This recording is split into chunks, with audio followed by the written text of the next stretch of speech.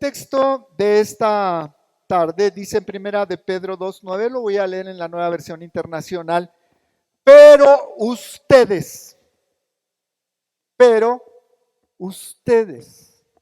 son linaje escogido. Linaje escogido. No son cualquier cosa. Son linaje escogido. Real sacerdocio. Sacerdotes, cada uno de nosotros en Cristo, para servir al Rey de Reyes y Señor de Señores. Nación santa, pueblo que pertenece a Dios. Pueblo que pertenece ¿a quién? A Dios. Y dice el apóstol Pablo, ya no se pertenecen ustedes a ustedes mismos, sino aquel que los ha comprado con su sangre preciosa y pagó el alto precio por cada uno de ustedes y de mí. Pueblo que pertenece a Dios para que proclamen las obras maravillosas de aquel que los llamó de las tinieblas a su luz admirable. De las tinieblas de nuestra vida, de nuestra mente, de nuestra lejanía de Dios, a su luz admirable, para estar cerca de Dios. Y en esta tarde voy a abarcar 4 puntos, pero vamos a empezar reflexionando un poco de cómo es que surgió la iglesia, cómo es que se fue dando este grupo que está distribuido en todo el orbe, en todo el mundo, que es la iglesia de Cristo, aquella iglesia de Cristo que tiene como único Dios y como único Señor, ¿verdad? Y como única salvación a nuestro Señor Jesucristo. Y vamos entonces a ver cómo es que surgió todo esto. Porque muchos cristianos cuando recién comienzan a conocer el Evangelio, cuando recién comienzan a congregarse en una iglesia, piensan que allí nació todo, piensan que de ahí surgió todo y que es algo nuevo. No, Dios desde siempre ha concebido a su pueblo, a su iglesia, en su propio corazón. Entonces el punto número 1 es la elección. Dios eligió crear a los seres humanos. Y fíjese bien, ¿cuál es la diferencia entre un creyente redimido por Cristo y uno que no ha conocido a Cristo? Generalmente el que no ha conocido a Cristo adora a dioses falsos, a dioses paganos. Y te voy a decir una cosa, los que no conocen al Dios verdadero van a buscar a sus deidades a diferentes lugares. Van a buscarlos a una cueva. Hacen peregrinajes para llegar a buscar a su deidad, a su Dios o a su diosa a una cueva. Hacen peregrinajes para ir al cerro a buscar a su divinidad.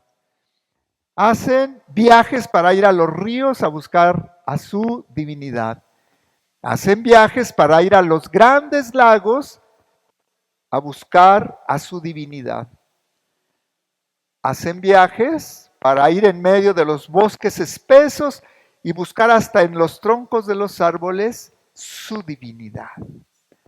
Pero el Dios verdadero no necesita que le vayamos a buscar.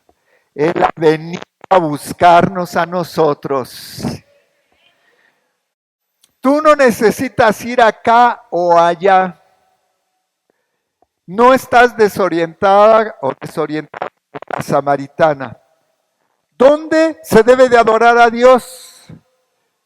Porque nosotros tenemos nuestro santuario y ustedes también, los judíos, tienen su santuario. Y la respuesta de Jesús fue que al Padre se le adora únicamente en espíritu y en verdad.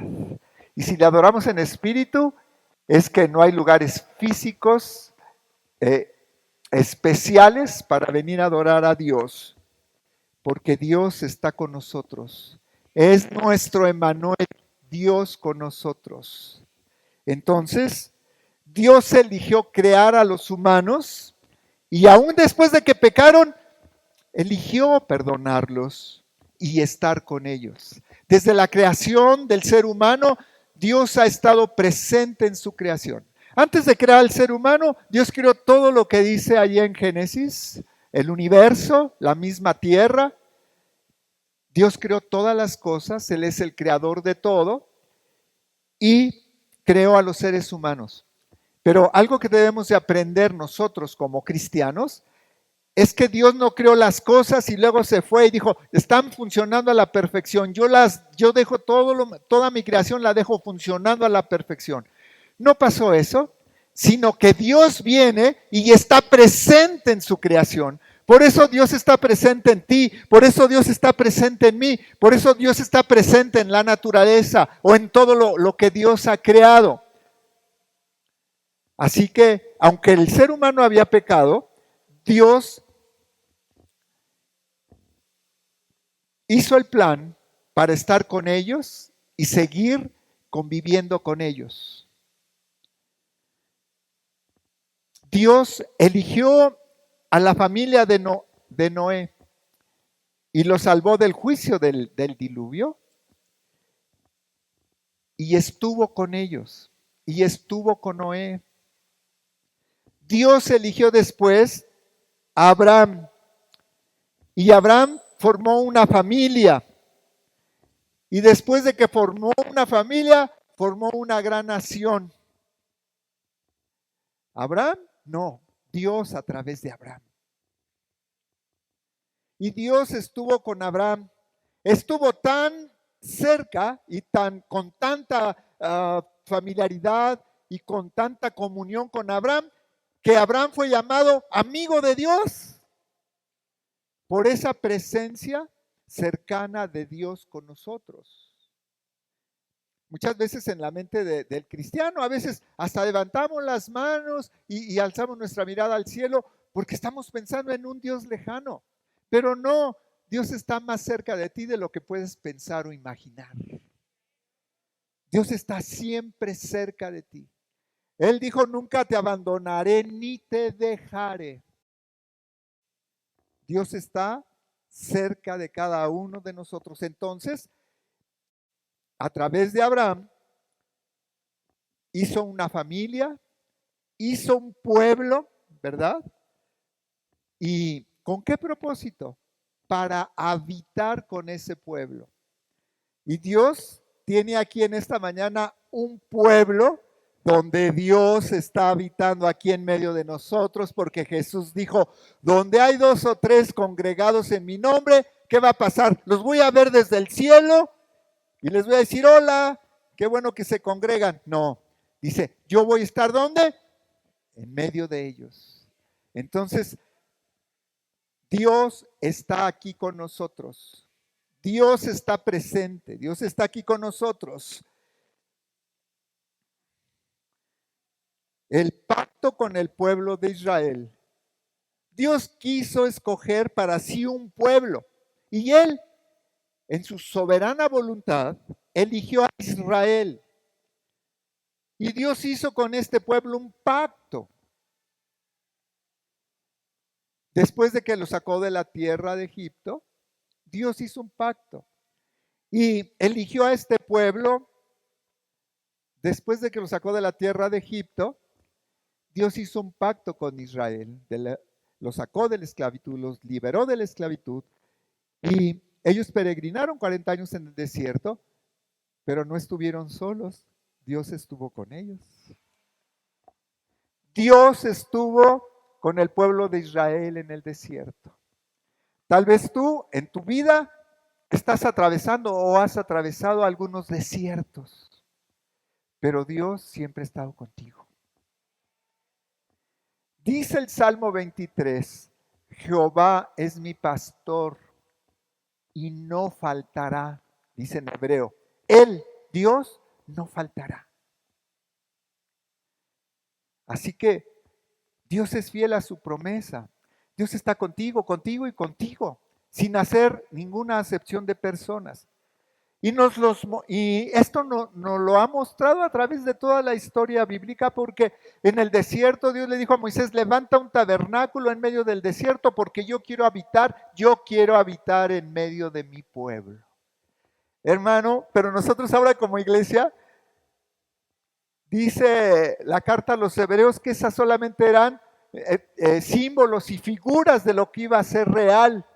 Y la realidad está aquí esta mañana o esta tarde aquí presente, porque nosotros somos el tabernáculo viviente de Dios, donde Dios está aquí presente.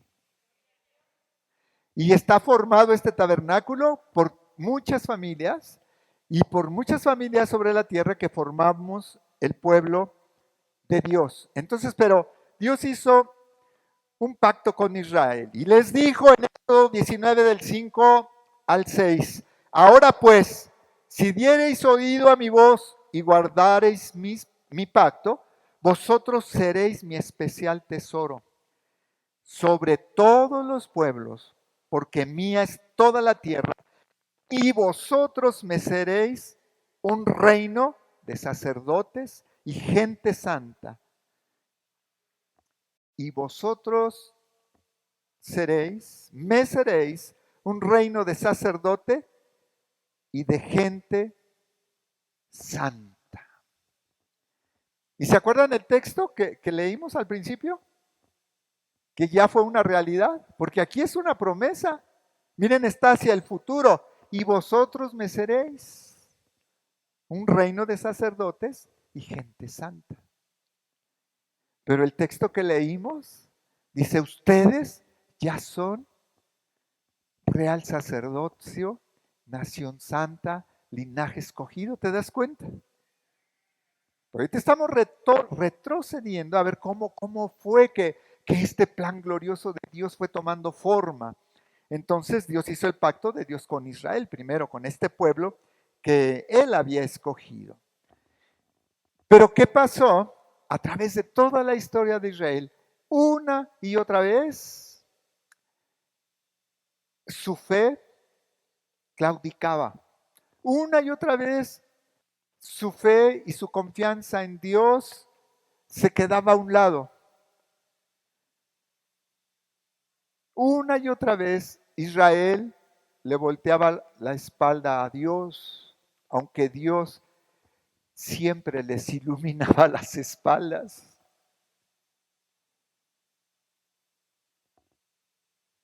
Y así fue la historia de todo Israel, hasta que vino la deportación de Babilonia, hasta que vino Nabucodonosor, acabó con el templo, acabó con la ciudad y se llevó cautivos a todos. Y fuera de Judea, fuera de sus tierras, entonces los judíos reconocieron que solamente hay un Dios verdadero, el Dios de Israel.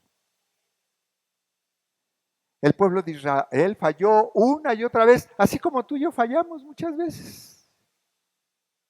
Por momentos se nos olvida quiénes somos y tropezamos y caemos en pecado, nos desanimamos, le reclamamos a Dios, tenemos luchas. El peregrinaje que hizo Israel por el desierto fue un peregrinaje de quejas. Tenemos sed, tenemos hambre, queremos, como anhelamos los tajos y las cebollas de Egipto. Nos da calor, nos vamos a morir de calor, en la noche nos vamos a morir de frío. Toda una serie de quejas. Y Dios fue paciente con ellos. Moisés tuvo que interceder un día por ese pueblo cuando le dijo Dios, estoy cansado de este pueblo necio e incrédulo. Lo voy a destruir. Y Moisés intercedió por ese pueblo. No le dijo, tú prometiste que nos ibas a sacar de la esclavitud y llevarnos a una tierra que fluye leche y miel y no puedes faltar a tu promesa. nos tienes que tener vivos. Entonces, Dios tuvo misericordia de ese pueblo. Así como tiene misericordia de ti y de mí, dice el Salmo que la misericordia de Dios es tan grande como está lejos el oriente del occidente. Engrandeciste tu misericordia sobre nosotros. ¿Y por qué engrandece su misericordia sobre nosotros? Porque somos igual que Israel, caminando en este desierto. Tenemos tropezones, caemos, nuestra fe se debilita muchas veces. Inclusive, hasta le damos la espalda a Dios. Y entonces, al ver la vida de altos y bajos de Israel, que a pesar de que Dios les había instituido la manera de adoración, de cómo se tenían que acercar a Él a través de los sacrificios, a través de que Dios instituyó todo ese grupo de levitas y sacerdotes para que también el pueblo se pudiera acercar a Dios. De todas maneras, una y otra vez, Israel no pudo satisfacer las demandas de Dios. Y por eso llega un momento en que Dios, en su grande misericordia, Dios les da la promesa de un nuevo pacto. Promesa de un nuevo pacto. Y dice allí en Jeremías 31, 31 al 32, he aquí que vienen días, dice Jehová, en los cuales haré nuevo pacto con la casa de Israel y con la casa de Judá. No como el pacto que hice con sus padres el día que tomé su mano para sacarlos de la tierra de Egipto. ¿Y cuál es ese pacto? Versículo 33. Daré mi ley en su mente y las escribiré en su corazón, y yo seré a ellos por Dios, y ellos me serán por pueblo. Y yo quiero que veas aquí algo hermoso, grandioso, sublime, que es la fidelidad de Dios para ese pueblo. Porque Él no dio por perdida la vida del pueblo de Israel, no dijo, ya este pueblo tan duro, que se pierda Él solo, sino que en su corazón lleno de amor por ese pueblo, dice, ¿qué voy a hacer con Él? Ahora mi ley la voy a escribir en su mente, en su corazón, para que ellos me reconozcan como su Dios y que sepan que ellos son mi pueblo. Para ellos fue una promesa. Fíjate bien, para ellos fue una promesa el nuevo pacto. Para nosotros es una realidad. Entonces tenemos más compromiso con Dios. Aún.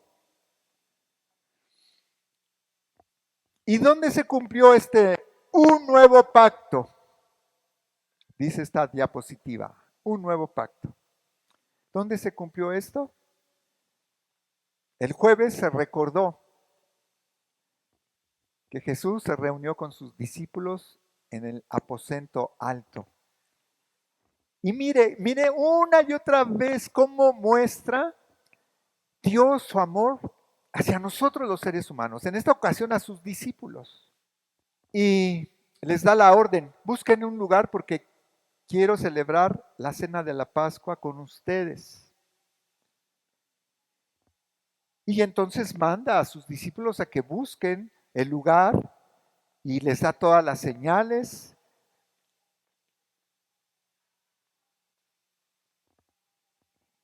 Y en el aposento alto, Jesús está con ellos y celebra la Pascua, la fiesta de la Pascua. La cena pascual la celebra Jesús, pero todavía no era el día. Jesús se adelantó a la celebración de esa Pascua.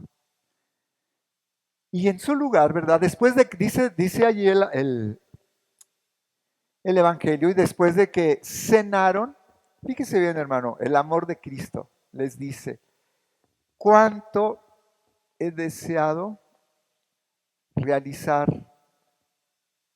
esta comunión, vamos a llamarle así, con ustedes, cuánto he deseado.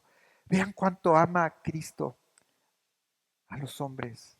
Vean cuánto amor, cuánto he deseado estar contigo en comunión, compartir mi mesa contigo. Así que, hermanos, cuando nosotros celebramos la cena del Señor, es una invitación que el mismo Jesús nos hace, porque en su corazón Él desea que nos sentemos a su mesa. Así como en un futuro nos vamos a sentar a su mesa en las bodas del Cordero. Pero entonces les dice, ¿cuánto he deseado yo hacer esta celebración con ustedes?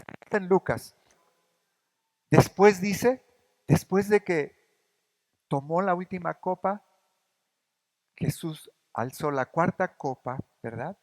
Que era la que estaba destinada para el Mesías entre la cultura judía. Y entonces dijo, esta copa es el nuevo pacto en mi sangre. Y comienza a cumplirse aquella promesa que Dios le dio a Israel. Haré un nuevo pacto. Porque los 12 eran judíos, los 12 discípulos. Y Jesús levanta la copa, esa copa que estaba destinada al Mesías y que los judíos dejaban en la mesa porque pues como no creían en el Mesías, pero ahora con los 12 discípulos estaba Jesús. Y él dice, esta copa es la copa del nuevo pacto en mi sangre.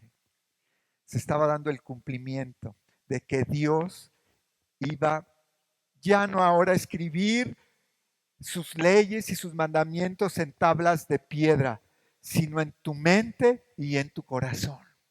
En nuestra mente y en nuestro corazón. Este es el gran amor que Dios tiene. Esta copa, dijo Jesús, es el nuevo pacto en mi sangre que por vosotros se derrama.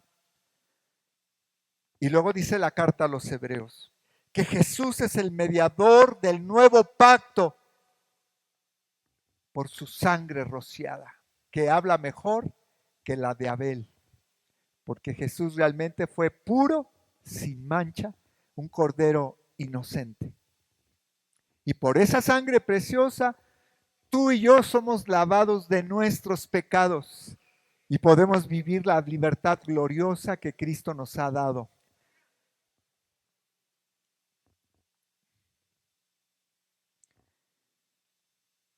Después que Jesús fue crucificado, dice un nuevo pueblo, la iglesia de Cristo, dice esta diapositiva. Después de que Jesús fue crucificado, recuerden que José de Arimatea fue y pidió su cuerpo y lo llevaron a un sepulcro nuevo.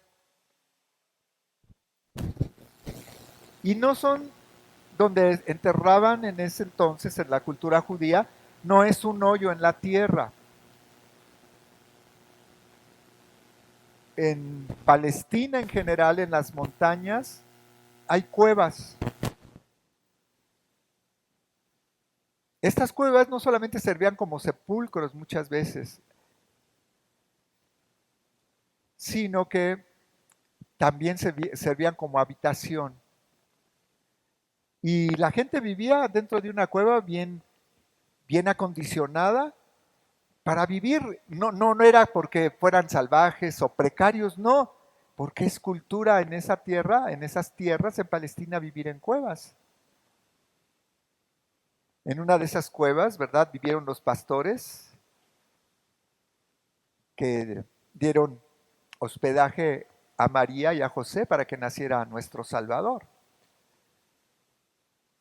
Entonces, Jesús fue llevado a la cueva completamente muerto.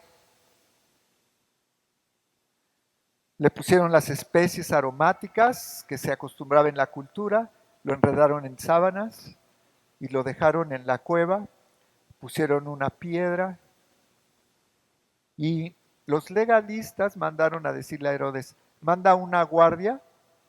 Si las piedras son enormes, hermanos, se necesita realmente mucha fuerza para mover esas piedras, la puerta de una cueva, y le dijeron a Herodes, manda para que vigilen la cueva, manda a tus guardias, porque si no ellos pueden robarse el cuerpo de Jesús y decir que resucitó. Hasta hoy mucha gente piensa de esa manera, que se robaron el cuerpo de Jesús y que los discípulos dijeron que había resucitado. Pero bueno, esa piedra estaba ahí. Al tercer día, como dice un canto que esta semana estaba yo escuchando, dice, en la quietud augusta de un huerto sin igual, de mi Señor la tumba, su cuerpo guarda ya.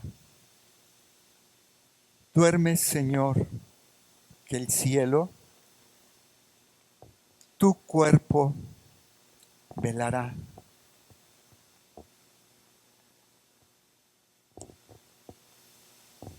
Y el triunfo va a seguir a tu duelo. Por eso, duerme en paz. Grande fue tu lucha, cuán hondo tu dolor. Hasta la tierra misma se sacudió de horror.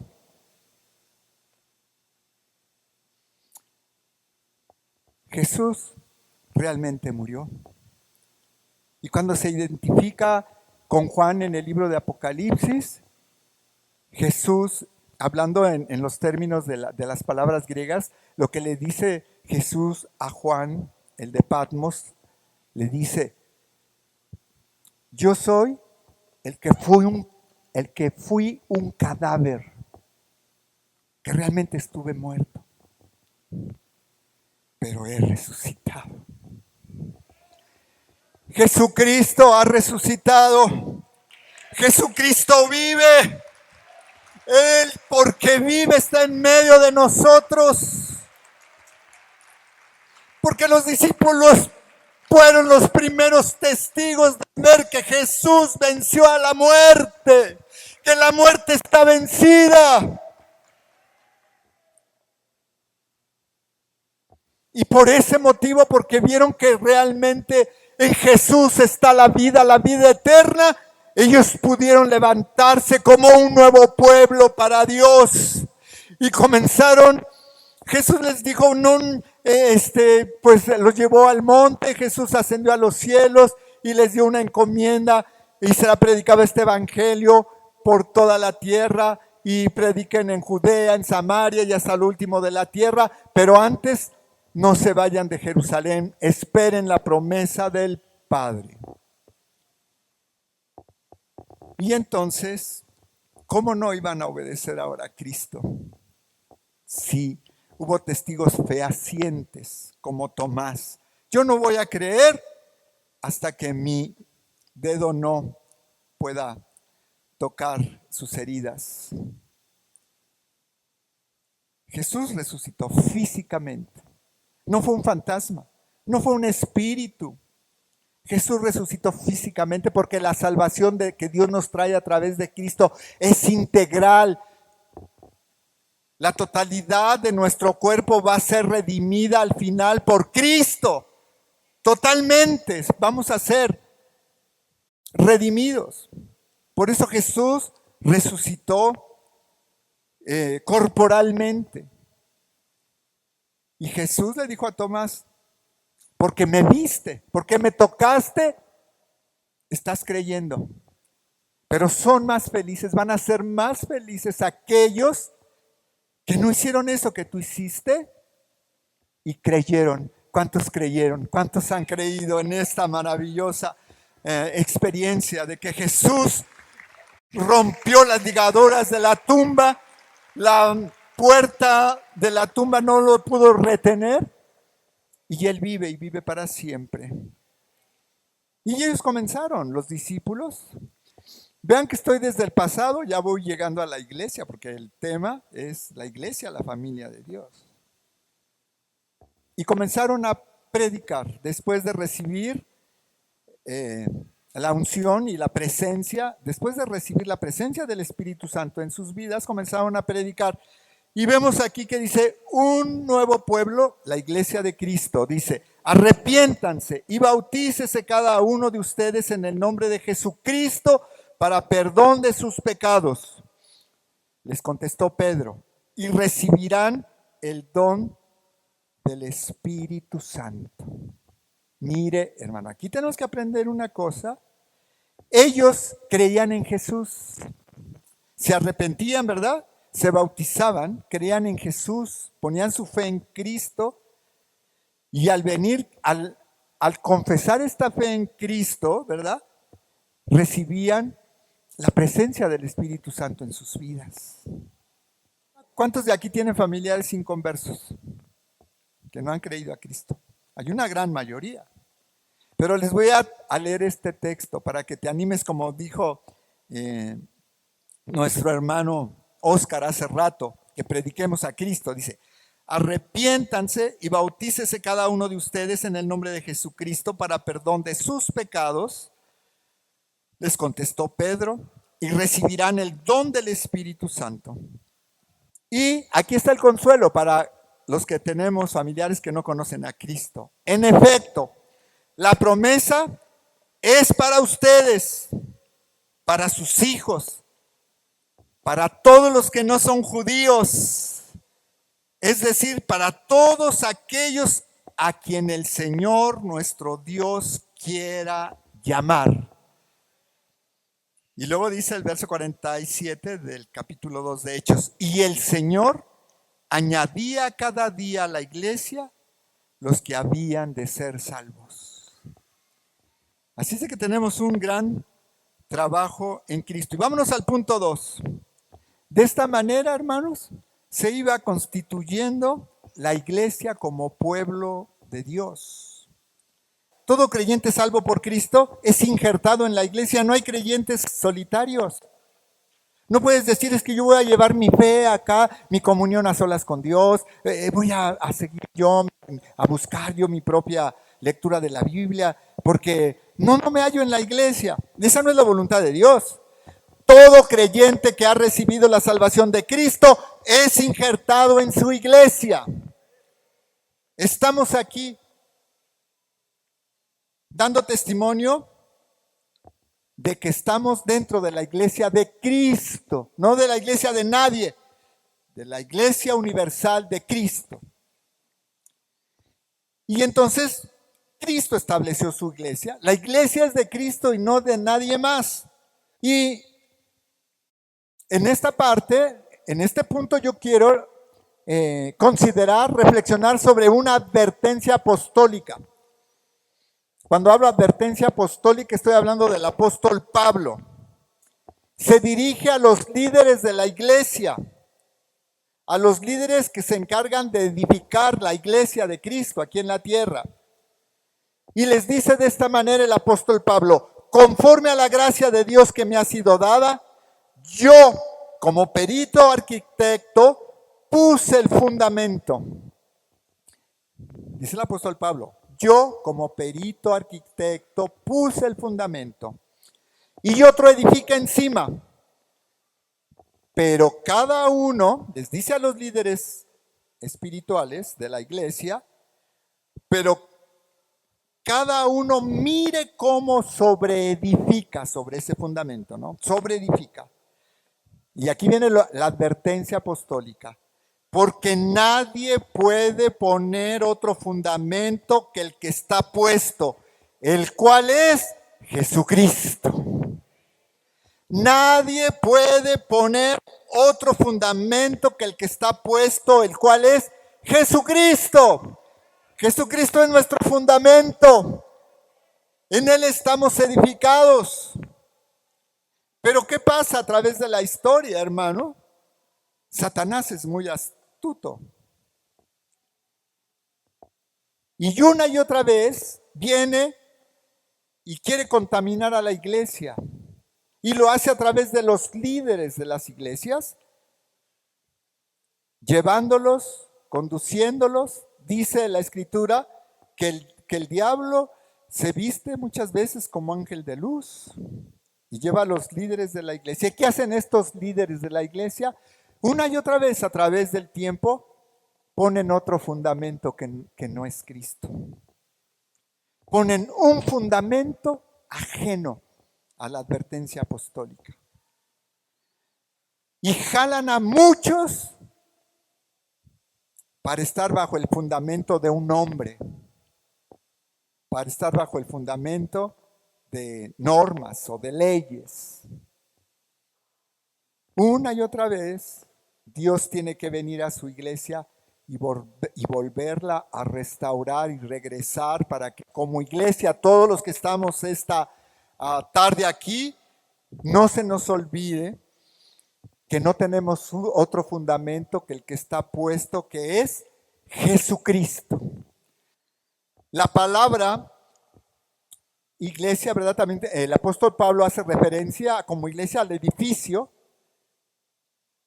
Dice que Pablo puso el fundamento y que se fijen los líderes cómo sobreedifican. Y ese fundamento del que habla Pablo, otra vez lo repito, es Jesucristo. Bueno, entonces está formando un edificio.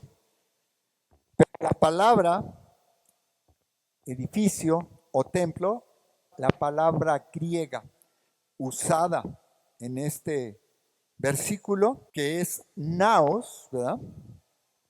No significa templo ni edificio, sino que significa santuario. Por eso, después el apóstol, en los versículos 16 y 17 del mismo capítulo, dice: ¿no sabéis que sois templo de Dios y que el Espíritu de Dios mora en vosotros? ¿Saben ustedes que son el templo de Dios? Cada uno de ustedes en particular. ¿Y por qué son el templo de Dios? Porque el Espíritu de Dios mora en cada uno de nosotros. Somos templos vivos. Si alguno destruyera el templo de Dios, Dios le destruirá a él, porque el templo de Dios, el cual, otra vez, el templo de Dios, el cual sois vosotros, santo es. ¿Por qué estoy leyendo estos versículos? Porque quiero que cuando te vayas de aquí, afirmes tu identidad, quién eres en Cristo, quién eres en Dios. Entonces, cada uno que estamos aquí somos templos, ¿verdad? Entonces, juntos todos, así, en grupo, formamos un santuario, porque aquí está la presencia de Cristo. Y el Espíritu Santo no va a residir en otro templo que no sea el cuerpo del creyente redimido y el cuerpo de los creyentes redimidos. Por eso podemos decir con toda seguridad que somos el templo de Dios. Si tú has sido redimido por la sangre de Cristo. Y nos vamos a la otra diapositiva. Dice, la iglesia fundada en la verdad. La iglesia está fundada sobre la verdad de Dios. Y dice Efesios 1:13, en él también, vosotros habiendo oído la palabra de verdad, el evangelio de vuestra salvación, y habiendo creído en él, fuisteis sellados con el Espíritu Santo de la promesa. La persona del Espíritu Santo mora en ti y en mí. Y la persona del Espíritu Santo mora en medio de nosotros que somos la iglesia de Cristo. Y vamos al punto 3. Entonces, sabemos que el Espíritu Santo está presente en la iglesia. Ya dije por qué y cómo y todo esto. Pero ahora, ¿cuál es la directriz apostólica? Porque tenemos una responsabilidad después de todo lo que hemos oído. Dice el apóstol Pablo, esfuércense por mantener la unidad del Espíritu mediante el vínculo de la paz. Y tenemos que aprender algo acerca de estas cosas. La iglesia es un organismo vivo. La iglesia es el cuerpo de Cristo. Todos nosotros constituimos el cuerpo de Cristo. La iglesia no es una institución humana, sino una comunidad de cristianos que estamos unidos por el Espíritu Santo. Somos una comunidad de cristianos unidos por el Espíritu Santo. Entonces el deber de nosotros, en razón del llamamiento que hemos recibido, es esforzarnos por mantener la unidad del Espíritu mediante el vínculo de la paz. ¿Y cuál es la base de esa unidad? Porque estamos unidos por el Espíritu, les acabo de decir, ¿no? ¿Cuál entonces es la base de esa unidad? Dice que estamos unidos porque el Espíritu Santo mora en nosotros. ¿Esto es lo que nos hace estar unidos? Pues la base de la unidad son 7. El número 7 es el número de la perfección de Dios. Entonces, ¿cuál es la base de esa unidad? Porque somos un solo cuerpo. Hemos recibido un solo espíritu, el mismo espíritu lo hemos recibido todos. El espíritu del pastor, el Espíritu Santo del pastor no es diferente al Espíritu Santo del que está acá sentado. Todos hemos sido bautizados con el mismo espíritu. Entonces, ¿cuál es la base de nuestra unidad? Formamos un solo cuerpo. Fuimos bautizados con un solo espíritu. Tenemos una sola esperanza. Tenemos un solo Señor, una sola fe, un solo bautismo y un solo Dios y Padre de todos nosotros. Por eso estamos unidos. Hay un solo cuerpo espiritual verdadero y este es el cuerpo de Cristo, su iglesia, su familia. Un solo cuerpo, dice la siguiente diapositiva. En cierto sentido, el cuerpo espiritual es físico, porque nos podemos ver. El cuerpo espiritual en cierto sentido es físico, porque nos podemos tocar. El cuerpo espiritual de Cristo en cierto sentido es físico, porque está compuesto por personas redimidas con su sangre. Y porque la gente, como yo les acabo de decir, nos podemos ver y tocar. Entonces, los cuerpos de los verdaderos cristianos son las manifestaciones físicas de Cristo en este tiempo y en este espacio. Tú, voltea, y tú, eres la manifestación visible de Cristo en esta tierra. Esa es la voluntad de Dios. Y dice Romanos 12:5, también nosotros, siendo muchos, formamos un solo cuerpo en Cristo y cada miembro está unido a todos los demás. Yo quiero que percibas esto, hermano, porque esto es un milagro de que siendo muchos y de diferentes caracteres, de diferentes niveles de educación, de diferentes niveles económicos, estemos unidos formando el cuerpo de Cristo y que nos podamos ver y que podamos representar a Cristo aquí en la tierra. Un solo espíritu. Todos los cristianos somos renovados por el mismo espíritu. Dice el apóstol Pablo en Efesios capítulo 5, Dice que Cristo se está preparando una iglesia sin mancha y sin arruga. Una iglesia a la cual se va a llevar, ¿no es cierto? Entonces, pero ¿quién va a hacer esa renovación, esa perfección en nosotros, si no es el Espíritu Santo que mora en nosotros? Entonces, es el Espíritu Santo el que nos está preparando para ese encuentro glorioso con nuestro Señor, porque el Espíritu Santo, su función principal es siempre llevarnos a Cristo y glorificar a Cristo. Él es el consolador de todos nosotros, el Espíritu Santo. Y Cristo nos ha bautizado con el mismo Espíritu a todos nosotros. Y no solamente esto, sino que el Espíritu Santo morando en nosotros, a ver, la persona, la tercera persona de la Trinidad. Yo vuelvo a repetir, hermanos, porque ojalá y muchos líderes corrijan esto, ¿no? Que recibe la porción del Espíritu Santo. ¿Qué es eso? El Espíritu Santo es una persona, es una unidad. Entonces, esta persona del Espíritu Santo que mora en nosotros es nuestra garantía de nuestra perfección futura y de nuestra herencia en los cielos. Y eso da seguridad de nuestra salvación. Aquellos que de repente, ¿seré o no seré? ¿Seré salvo o no seré salvo?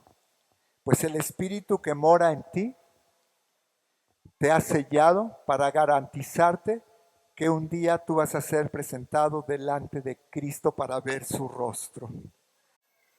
Y porque el Espíritu Santo mora en la iglesia, dice la siguiente diapositiva, la iglesia debe ser una iglesia sana, una iglesia sana.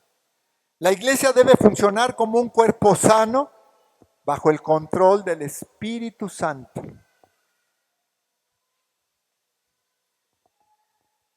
Mire, hermano, el Espíritu Santo no son los brincos que damos, no son los gritos que emitimos.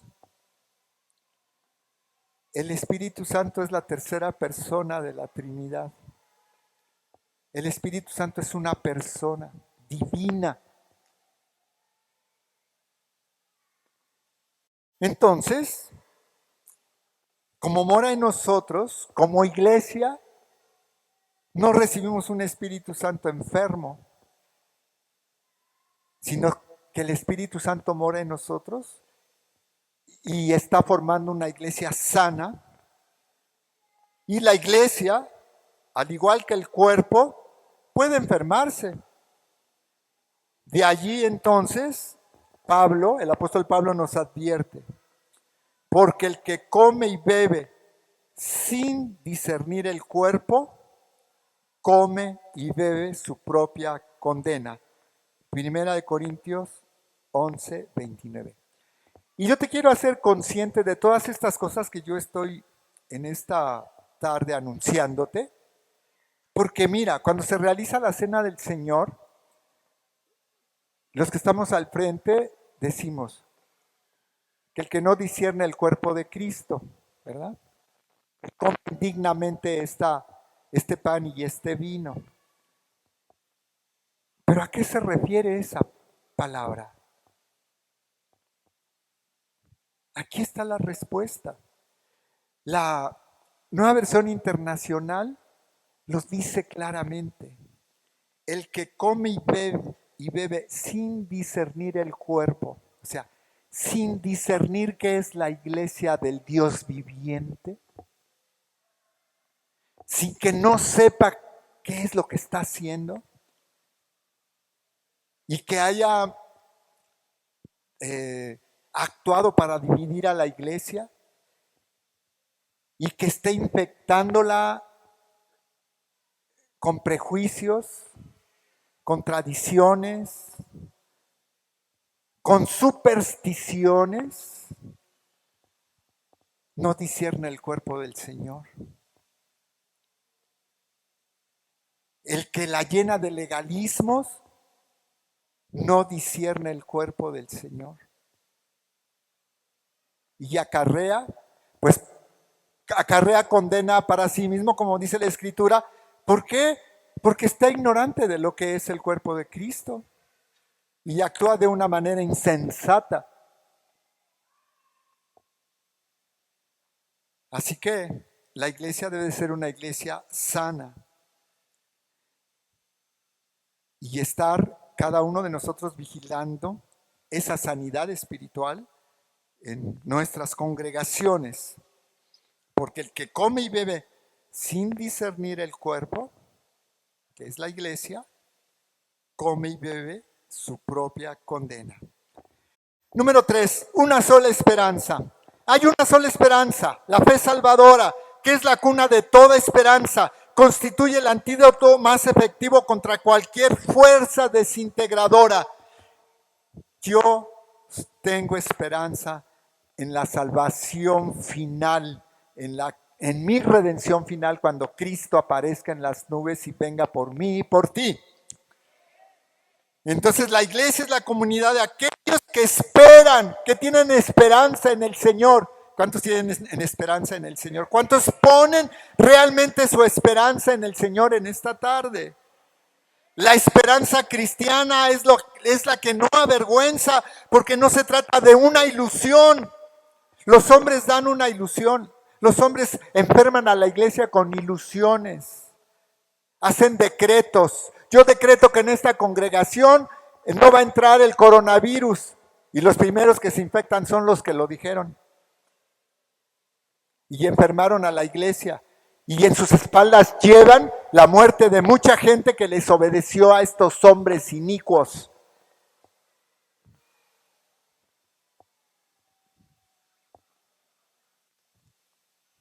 Pero nosotros somos la iglesia que esperamos en el Señor. Tenemos esa esperanza que no avergüenza, porque no es una ilusión, sino que está basada en la soberana acción del Señor a través de su Espíritu Santo y conforme a sus promesas. Yo quiero que que te empapes, que comiences a sentir, que comiences a percibir tal vez aquello que dejaste en tu mente dormida, la presencia del Espíritu Santo en tu vida. Que lo has dejado al margen.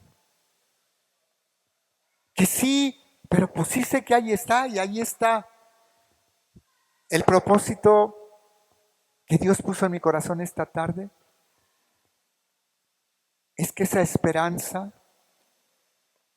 que tú tienes y que la alimenta el Espíritu Santo que mora en nosotros, realmente la percibas. Entonces, esta esperanza no es una ilusión, lo vuelvo a repetir, sino en nuestra fe basada en la soberana acción del Señor a través de su Espíritu Santo, conforme a sus promesas. Número 4, un solo Señor. Hay un solo Señor para todos los cristianos. ¿Cómo se llama? Jesucristo, nuestro Señor. Para nosotros no hay más que un solo Dios, el Padre, de quien todo procede y para el cual vivimos. Y no hay más que un solo Señor, es decir, Jesucristo. Porque muchos hombres se quieren enseñorear de la iglesia. Y la iglesia misma les ha permitido que se enseñoree de ellas. Y llegan los hombres y hacen a un lado a Cristo y ahora son ellos el centro de toda atención, el centro de toda iluminación. Tenemos que recordar este pasaje. No hay más que un solo Señor y este se llama Jesucristo, por quien todo existe y por medio del cual vivimos. 1 Corintios 8:6. Y que no está dividido. Además, así como el Espíritu Santo se dio en su totalidad, Nuestro Señor Jesucristo se dio completamente para ti y para mí. Desde el bebé que nació en Belén, Dios hecho carne se dio completamente a la humanidad. Y en la cruz se dio completamente para ti y para mí, para que por medio de su sangre obtuviéramos el perdón de pecados, la limpieza de nuestro ser y la salvación y la vida eterna. Entonces Cristo jamás ha sido dividido. ¿Acaso está dividido Cristo? ¿Fue crucificado Pablo por nosotros o fuisteis bautizados en el nombre de Pablo? Cristo es la cabeza del cuerpo, el comandante en jefe, que emite mandatos a sus diferentes miembros. Él es la cabeza del cuerpo, que es la iglesia. Él es el principio, el primogénito de la resurrección para ser en todo el primero. Nos regocijamos en la presencia de Cristo. Le damos gloria a Cristo. Ningún hombre puede ocupar su lugar. Ningún hombre puede suplantar a Cristo. Nadie puede ser igual a Cristo. Cristo es único en amor, en misericordia, en bondad y en la salvación que nos ha dado. Cristo es el único camino al Padre y nadie puede ser salvo sino por Él. No necesitamos vejigas para nadar. No necesitamos intermediarios. Solo Cristo y solamente Cristo es suficiente para nosotros.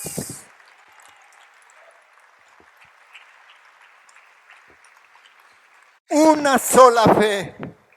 Para ser salvos y convertirnos en cristianos, cada uno debe depositar su confianza en Jesucristo como Salvador y Señor. ¿Tú lo has hecho?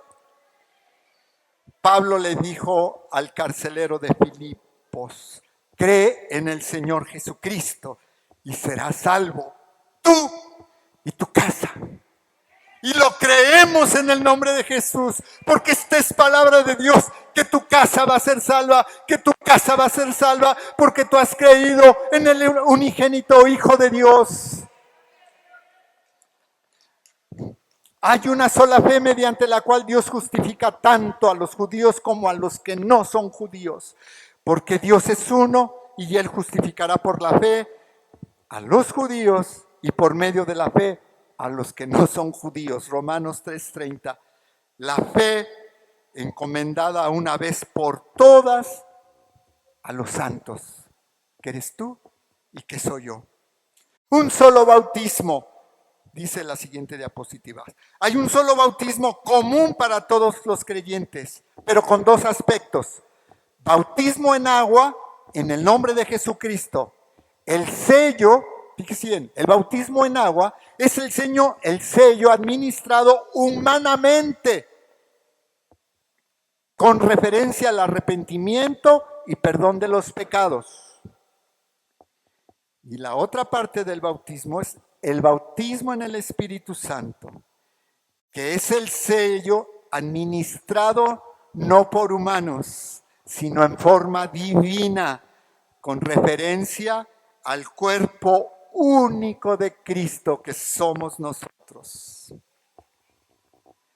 Hermano, yo quiero que salgas de aquí con esta identidad en Cristo. En Él también, dice Pablo, vosotros, habiendo oído la palabra de verdad. ¿Cuántos han oído la palabra de verdad? El evangelio de vuestra salvación. ¿Cuántos han creído a este evangelio, a estas buenas noticias de Dios para nosotros? Y habiendo creído principalmente en la persona, en Él, en Cristo, fuisteis sellados con el Espíritu Santo de la promesa. Y entonces, una vez ya preparaditos, comenzamos a tener vida como iglesia. El punto 4 y último es la coinonía del Espíritu Santo. En el uso del Nuevo Testamento, coinonía describe, fíjate bien, Estamos acostumbrados a decir, tengamos una coinonía, que la iglesia haga un desayunito, que hagamos un paseo juntos, y a eso llamamos coinonía. Pero la coinonía es algo más profundo. La coinonía tiene un carácter espiritual, y ese carácter espiritual lo da la persona del Espíritu Santo. Entonces, en el Nuevo Testamento, el uso de la palabra coinonía describe, por sobre todas las cosas, la vida compartida en Cristo. ¿Cuántos tienen vida eterna? Y si estamos aquí, estamos compartiendo estos momentos de esa vida en Cristo. La vida que gracias a su obra redentora podemos compartir como miembros y partícipes del cuerpo de Cristo, que es la iglesia. La coinonía del Espíritu significa que todos participamos del mismo Espíritu, del Espíritu Santo. Pero también el Espíritu nos hace partícipes a todos de la vida de Dios. Todos participamos del mismo Espíritu, pero el Espíritu nos hace partícipes de la vida eterna de Dios. ¿Te das cuenta de eso? Entonces, el Espíritu nos hace partícipes a todos de la vida de Dios en la comunión que tenemos unos con otros en el cuerpo de Cristo que somos nosotros. La coinonía, entonces, la coinonía cristiana es el don de Dios. No es nuestra buena disposición a, yo quiero convivir. No es nuestra buena disposición a, yo quiero servir. No es nuestra buena disposición a, ver, yo te ayudo. No.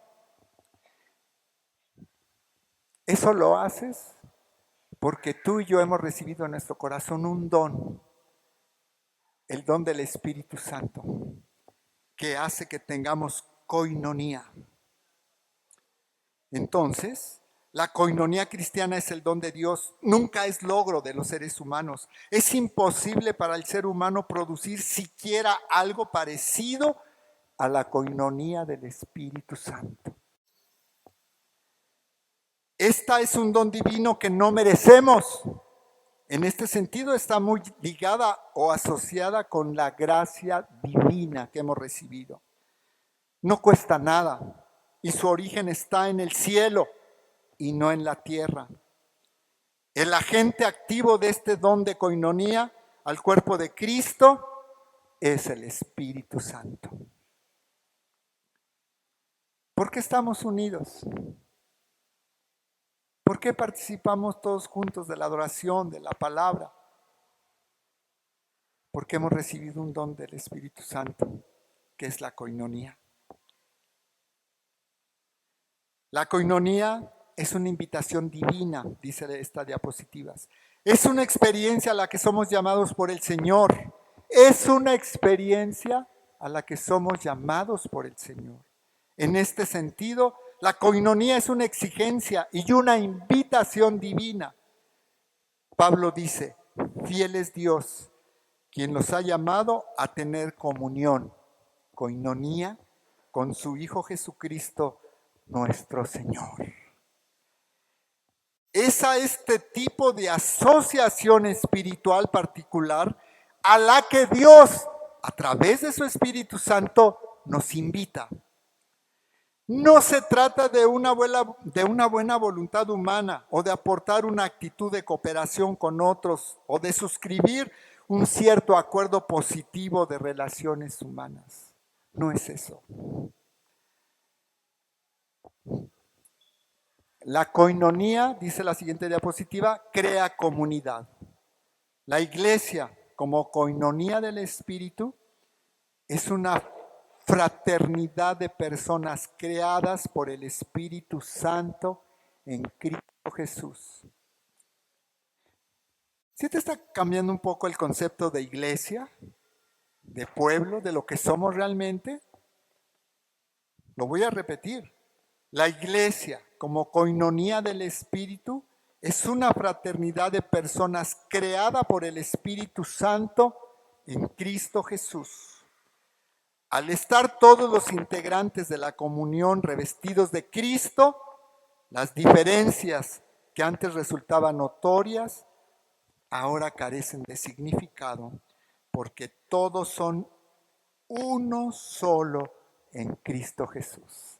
Y ya no hay diferencias entre nosotros por la acción del Espíritu Santo en nuestras vidas.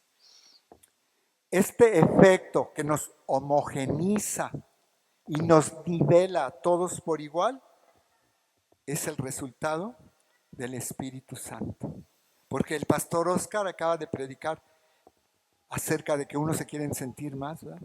Quieren tener poder. ¿Pero qué viene a hacer el Espíritu Santo?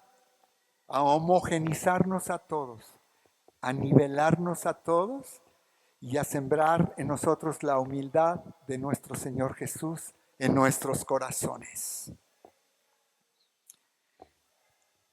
Coinonía y santidad. Quienes están en comunión con aquel que es la luz del mundo, no pueden tener comunión con las tinieblas, sino por el contrario, tendrán comunión unos con otros.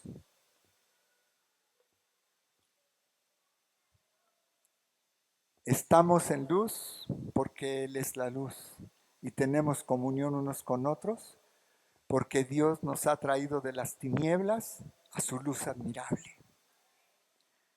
El templo, que somos nosotros, debe ser limpio. Su pueblo debe de ser santo, separado. Eso desde la antigüedad Dios se lo dijo a Israel. Cuando llegues a la tierra que yo te voy a dar, no quiero que hagas lo que los pueblos que te rodean, pueblos paganos, hacen, porque tú eres mi pueblo. Y eso sigue vigente. Y es lo que hace el Espíritu Santo en la iglesia. Su pueblo debe de ser separado, debe de ser santo. No debe de haber confusión entre la justicia y la injusticia. No debe de haber confusión entre lo que es luz y lo que son tinieblas. No debe de haber confusión entre lo que es Cristo y lo que son los ídolos de piedra o ídolos humanos. No debe de haber dudas entre el que confía y el que no confía. No debe de haber duda en que nosotros somos el templo de Dios y otros tipos de grupos son el templo de Belial, donde tienen sus propios ídolos. La coinonía como aceptación mutua. Esto no significa estar de acuerdo con el otro, coincidir con cada pensamiento o que tenga que mimetizarse en su conducta y manera de sentir. Aceptación mutua. Tampoco es negar la individualidad propia o anular los reclamos personales. Pero sí es aceptar al otro tal como es por amor a Cristo, quien nos ha aceptado a cada uno de nosotros como somos. ¿Cristo te aceptó tal y cual eres? Pues así tienes que aceptar a tu hermano. La única manera en que es posible aceptar a otro en el cuerpo de Cristo es por medio de la coinonía que opera el Espíritu Santo. La iglesia como lugar de crecimiento en coinonía. La iglesia, nosotros, la iglesia es madre,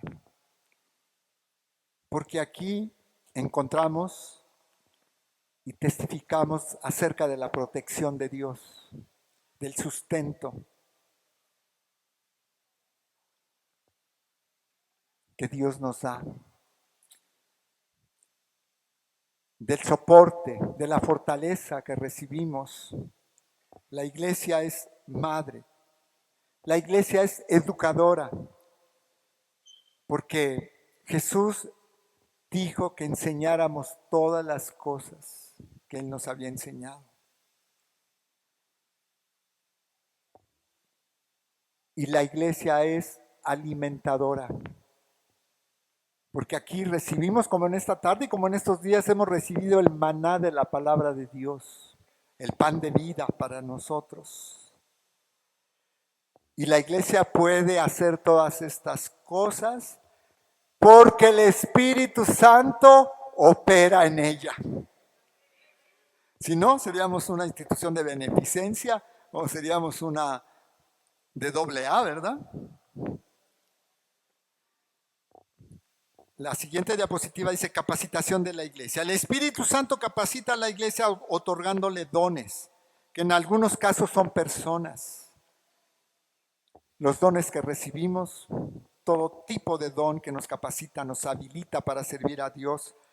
Aquellas personas que están al frente de la iglesia son dones de Dios también en la iglesia, para que cumplan distintos oficios. En otros casos nos da habilidades especiales unos con otros. ¿Y qué dice Pablo? Todas estas cosas tan diferentes entre nosotros, de capacidades diferentes, de hacer servicios diferentes, de cantar diferente, de predicar diferente, de hacer cosas diferentes, todas estas cosas las hace uno y el mismo Espíritu, repartiendo a cada uno como el Espíritu Santo quiere. Nada de como que, ven que yo voy a ponerte en mis manos para que el Espíritu Santo te dé lo que yo quiero que te dé. Eso no. El Espíritu Santo es Dios. Él reparte como Él quiere, en su sana soberanía y en su santa soberanía. Y somos una iglesia real. ¿Y cuál es esa iglesia real? Que todavía somos imperfectos. Tenemos muchos errores. A veces fracasamos una y otra vez. Pero hay algo en nosotros, la presencia del Espíritu Santo, que nos hace que aspiremos a la perfección y que nos recuerda que aún vivimos en la tierra, que somos una iglesia peregrina, pero que caminamos con fe en nuestra historia. Caminamos hasta alcanzar la meta de nuestro supremo llamamiento, esa meta que Dios nos ha trazado como iglesia. La iglesia ideal no está aquí, ya está con Cristo. Todos aquellos que se nos han adelantado ya han sido perfeccionados.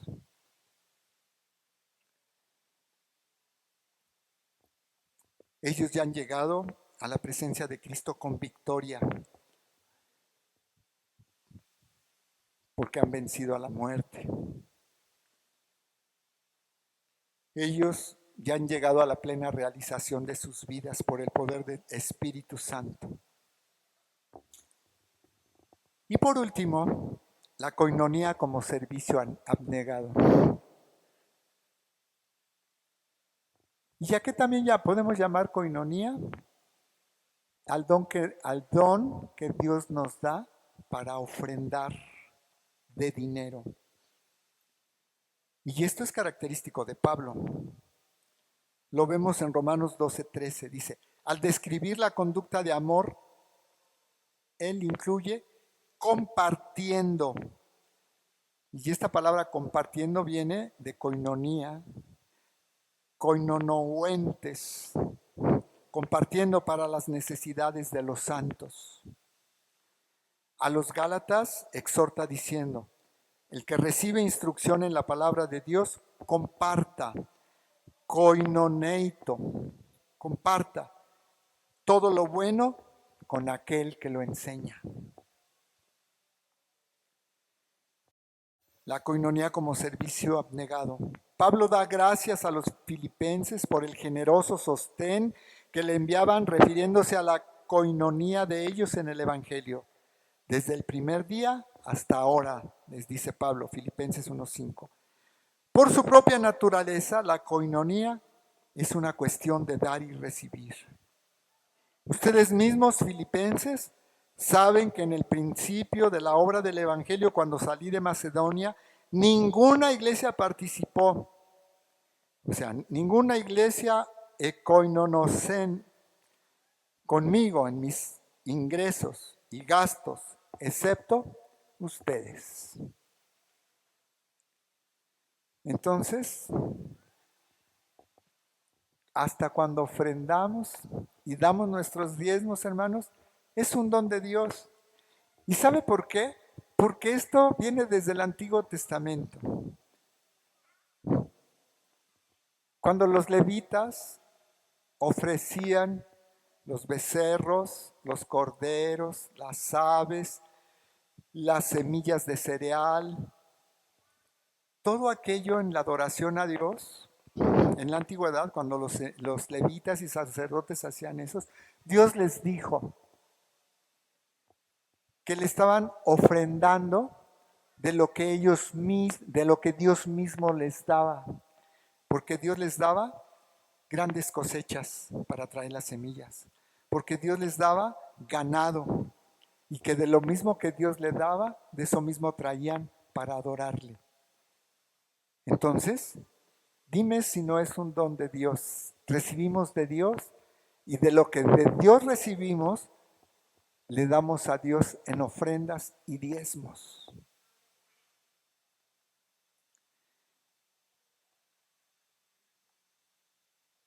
Y por último, la coinonía como sufrimiento compartido. Para Pablo, el sufrimiento por causa del Evangelio es otra expresión de la coinonía cristiana que provoca el Espíritu. Él mismo afirma que cuenta todas las cosas como pérdida por el conocimiento de Cristo Jesús, su Señor, pues su único interés es conocer a Cristo, experimentar el poder que se ha manifestado en su resurrección, participar, koinonian, en sus sufrimientos y llegar a ser semejante a Él en su muerte. Y llegamos a una conclusión.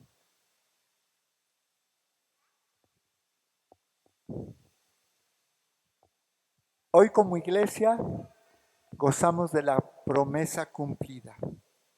Y yo pediré al Padre y Él les dará otro consolador para que los acompañe siempre, el Espíritu de verdad, a quien el mundo no puede aceptar porque no lo ve ni lo conoce. Pero ustedes, a ver, esta es una pregunta, pero ustedes sí lo conocen.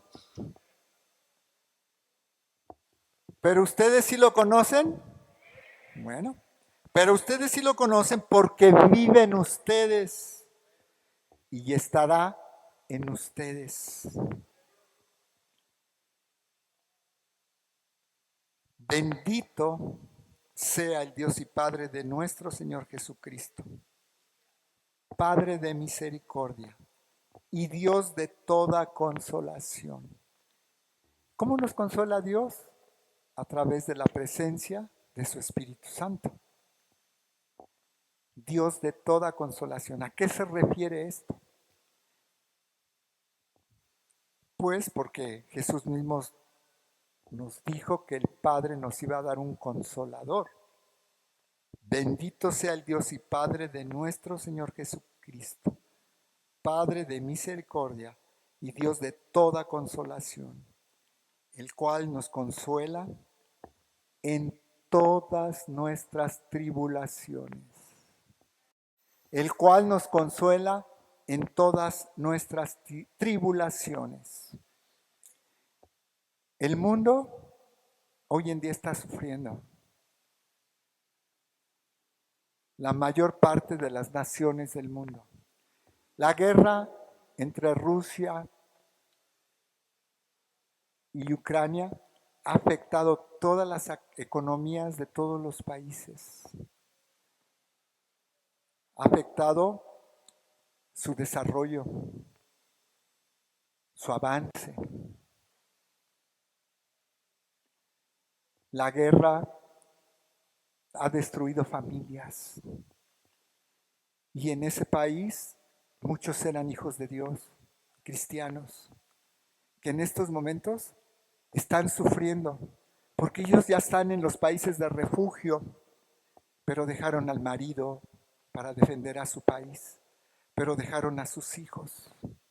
Y otros que no se han ido, que no decidieron dejar Ucrania han sido masacrados por los ejércitos invasores. Antes de matarlos, los cuerpos se encuentran torturados. Y muchos cuerpos de esos son cuerpos de los hijos de Dios. Muchos cuerpos de esos tirados en las calles o encontrados en los sótanos de las casas son hijos de Dios. El mundo está sufriendo. El mundo necesita este gran consolador que es el Espíritu Santo.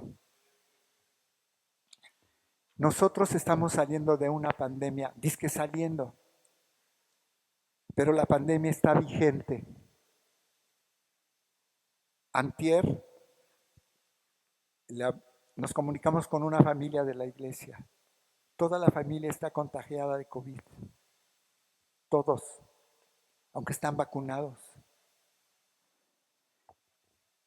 Muchas personas que han sufrido esta enfermedad tienen secuelas que son foco de investigación para los científicos de este día. Gentes que no pueden dormir, gentes que se les ha afectado su aparato digestivo, gentes que se cansan rápidamente al caminar unas cuadras, gentes que sus pensamientos han sido trastocados y que no pueden tener lucidez como antes tenían. Personas que están sufriendo, muchas personas e hijos de Dios que están sufriendo las consecuencias del COVID. Nuestros propios hijos por el encierro, por esa educación en línea, de tenerlos atados a las pantallas, que para nosotros tal vez fue como algo ventajoso, pero que trae secuelas psicológicas y que ahorita los científicos, psicólogos y psiquiatras están viendo el comportamiento de muchos niños y jóvenes, cómo ha sido afectado. El mundo está sufriendo. También como Pablo, nosotros tenemos tribulaciones.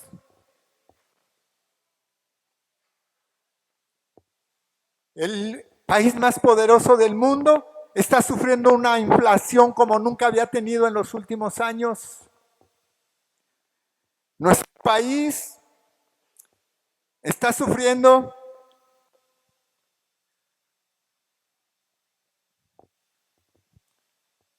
por gente que se ha levantado y que sin misericordia mata a sus propios paisanos, a sus propios congéneres. Nuestro país es un país de violencia y de muerte. Y no solamente eso, sino que el 2 de noviembre todavía celebra el mexicano la muerte. Como si no tuviéramos bastante cada día de mujeres, de niñas que mueren todos los días por causa de estos corazones movidos por Satanás. Como familias en la iglesia tenemos tribulaciones y sufrimientos. Después de la pandemia, muchos de nosotros hemos manifestado enfermedades que no teníamos.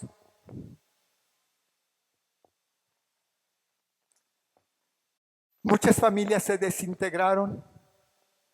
Muchos maridos.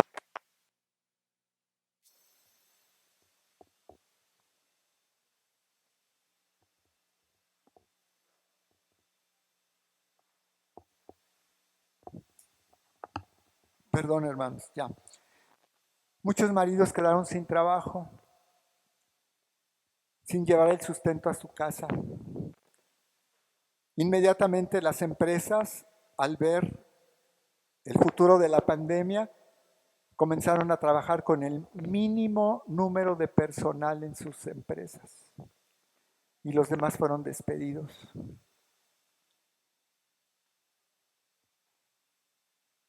Y ahí hay familias cristianas, familias de la iglesia. Muchos tal vez están aquí esta tarde, pero dejaron enfermos en sus casas. Y esta tarde yo no quiero que te vayas sin que tú experimentes el consuelo del Espíritu Santo. Y que en primer lugar levantemos como iglesia una oración por Ucrania, porque hay muchos hijos de Dios ahí sufriendo y muchos hijos que han emigrado a Polonia, a Estados Unidos. Estaba yo viendo un documental en España, han llegado también muchos ucranianos a Rumania, pero son las mamás con sus hijos pequeños, sin un destino seguro, sin un sustento seguro.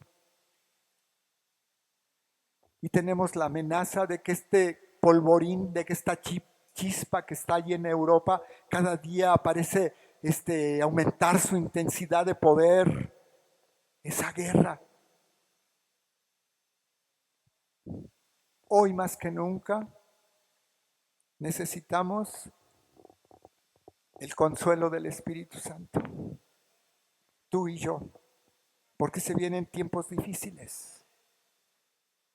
Así es de que yo te invito a que pases al frente y que juntos levantemos las manos y en primer lugar dejemos que el Espíritu Santo